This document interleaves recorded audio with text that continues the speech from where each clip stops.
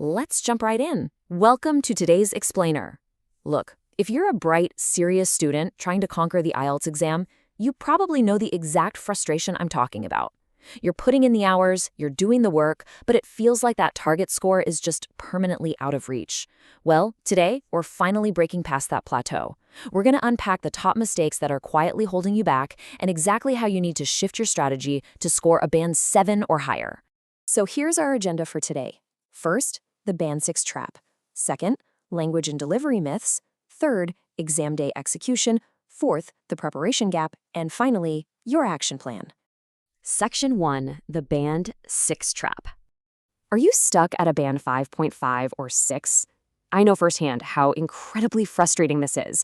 You might be feeling a real sense of defeat, right? Like you're studying tirelessly, but seeing the exact same score pop up on test day. But the truth from our source material is actually pretty simple. So many students remain stuck because they just repeat the exact same mistakes over and over again. Look, it's not about your intelligence at all. It is entirely about your strategy. And we're going to fix that strategy today. Section 2, language and delivery myths. So, memorizing answers. It might feel like a safe bet when you're incredibly nervous. But here's the reality. IELTS examiners are highly trained to spot a rehearsed robotic answer literally the second it comes out of your mouth. When you memorize, your communication becomes super rigid. And the moment a topic changes, even slightly, absolute panic sets in. It completely destroys your natural fluency.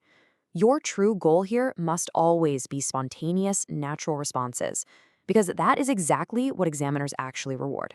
Now, one of the most deeply ingrained habits is thinking in Hindi first and then mentally translating everything into English. This internal processing creates 3 massive problems. You get grammar mistakes, you get awkward pauses while your brain is basically working overtime, and you end up with completely unnatural sentence structures. You really have to train your brain to think directly in English, just bypassing that internal translation step entirely. It's an absolute game changer. There's also this major misconception out there that speaking fast somehow equals fluency. It really doesn't. Rushing your words won't magically trick an examiner into giving you a high score. True fluency, it hits more like a steady wave. It means speaking at a natural, comfortable speed where your ideas just flow logically and clearly. So, take a breath, don't rush, just communicate clearly. Oh, and let's clear up a massive myth right now. IELTS absolutely does not require a British accent. No way. Examiners are really only listening for 3 realities: clarity, understandability, and correct word stress. That's the whole shebang. Keep your natural accent. Just ensure you're speaking clearly and stressing the right syllables. You absolutely don't need to put on a fake voice to score well. Another really dangerous trap is forcing difficult, complex vocabulary into sentences where they honestly just don't belong. Misusing big words actually reduces your score. Why? Because it changes your meaning and sounds incredibly unnatural. So, focus instead on using natural vocabulary, learn collocations, words that naturally fit together, and really master the art of paraphrasing. That is what actually demonstrates true command of the language. Moving on to Section 3, exam day execution. Listen, time management is literally everything on exam day. Lingering way too long on a single difficult question is a fatal error that leaves the rest of your test completely blank.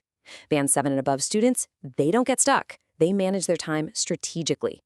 If a question is too hard, they just move on and circle back later if time permits. They never let one tough question sabotage an entire section.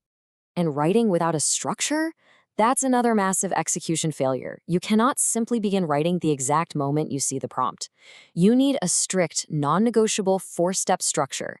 You need a strong introduction, body paragraph 1, body paragraph 2, and a concise conclusion.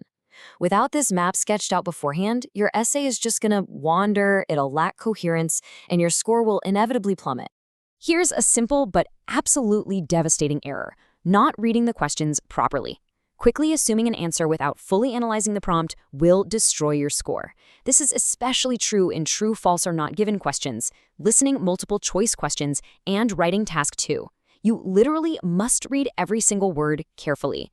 Please don't throw away easy marks just because you are rushing. Section 4, the preparation gap. A huge gap in preparation happens when students skip full mock tests. Look, just memorizing vocabulary and grammar rules isn't going to cut it. Without taking full, timed mock tests, 3 really bad things happen on exam day. You panic under pressure, your time management totally falls apart, and your mental stamina drains before the test is even close to over. You have to train for the marathon here, not just the sprint. So many students actually know the answers, but fear and nervousness just completely freeze them up, especially in the speaking module.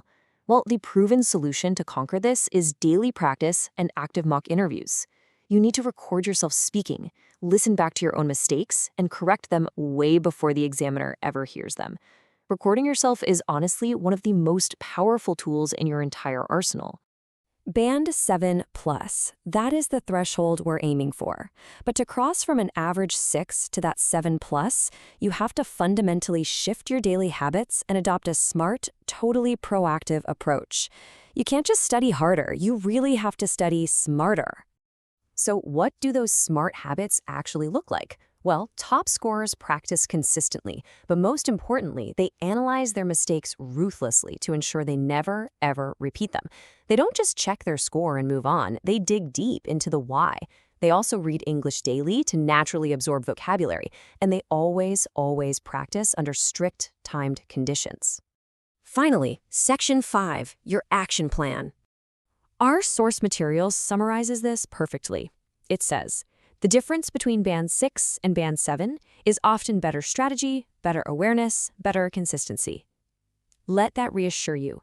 Your mistakes are completely fixable. You don't need to be some sort of linguistic genius. You just need the right strategy, a clear mindset, and the absolute dedication to stick with it consistently. Because I genuinely want to see you succeed, I am assigning you some homework today. Number 1, be brutally honest and identify your top 3 weaknesses right now. Number 2, take 1 full timed mock test this week. Number 3, write 1 essay strictly using that 4-step structure we talked about. And number 4, record 1 speaking response and actually listen back to it. Take immediate control of your preparation today.